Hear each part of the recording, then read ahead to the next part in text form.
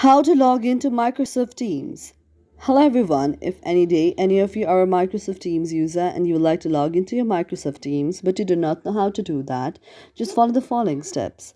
For this, first of all, you have to find the very Microsoft Teams application on your very device. After you find it, you have to tap on Microsoft Teams like this. After tapping on the Microsoft Teams like this, you can see an interface like this. Now here you have to tap on the option of Get Started.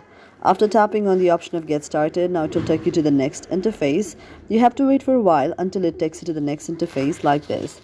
Now here what you have to do is, in order to log in, well, first of all you have to tap on Allow, and here, since you'd like to log in, you can just go to the option of entering your email or the phone number. That may be any of the previous email or the phone number that you have created.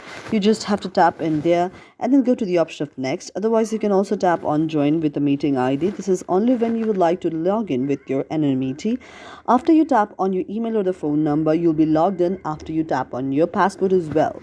Thank you for watching our video, and if you really like it, do not forget to subscribe our channel.